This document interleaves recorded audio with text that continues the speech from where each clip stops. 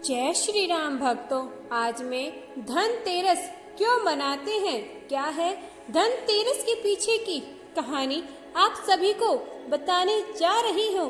कृपया कर अंत तक जरूर देखें और कोई गलती हो तो मुझे क्षमा करें।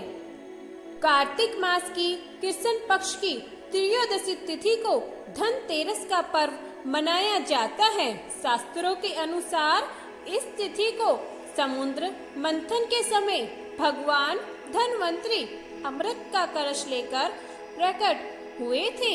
इस वजह से इस तिथि को धनतेरस या धन त्रयोदशी के नाम से जाना जाता है।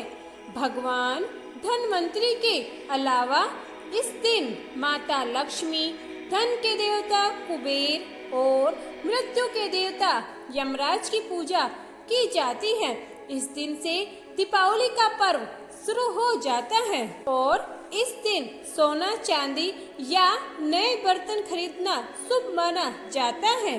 भगवान धनवंतरी को भगवान विष्णु का अंश माना जाता है और इन्हें पूरी दुनिया में चिकित्सा विज्ञान का प्रचार और प्रसार किया था। भगवान धनवंतरी के बाद माता लक्ष्मी 2 दिन बाद समुद्र से निकली थी, इसलिए उस दिन दीपावली का पर्व मनाया जाता है। भगवान धनवंतरी की पूजा अर्चना करने से आरोग्य सुख की प्राप्ति होती है। कहा जाता है एक बार मृत्यु के देवता यमराज ने यमदूतों से प्रश्न किया कि क्या कभी मनुष्य के प्राण लेने में तुमको कभी किसी पर दया नहीं आती?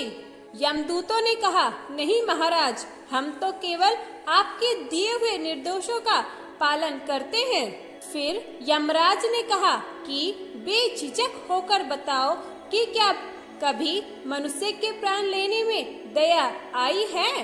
तब एक यमदूत ने कहा कि एक बार ऐसी घटना हुई है जिसको देखकर हृदय पसीज गया। एक दिन हंस नामक राजा शिकार पर गया था और वह जंगल में भटक गया था और भटकते भटकते दूसरे राजा की सीमा पर चला गया। वहाँ एक हेमा नामक का शासक था। उसने पड़ोसी राजा का आदर सत्कार किया। उस दिन राजा की पत्नी ने एक पुत्र को जन्म दिया। तब ज्योतिषाचार्यों ने भविष्यवाणी की ग्रह नक्षत्र के आधार पर बताया कि इस बालक के विवाह के 4 दिन बाद ही मृत्यु हो जाएगी। तब राजा ने आदेश दिया कि इस बालक को यमुना के तट पर एक गुफा में ब्रह्मचारी के रूप में रखा जाए और स्त्रियों की परछाई भी वहां तक नहीं पहुंचनी चाहिए। लेकिन विधि के विधान को कुछ और ही मंजूर था। संयोगवश राजा हंस की पुत्री यमुना तट पर चली गई और वहां राजा के पुत्र को देखा। दोनों ने गंधर्व विवाह कर लिया।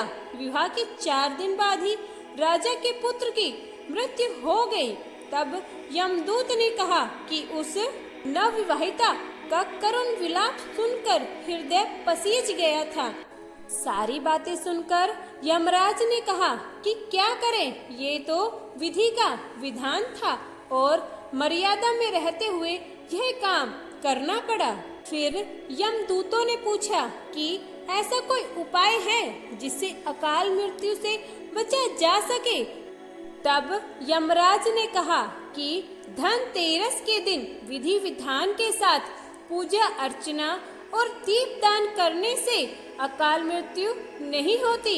इस घटना की वजह से धनतेरस के दिन भगवान धनवंतरी और माता लक्ष्मी की पूजा की जाती है और दीपदान भी किया जाता है।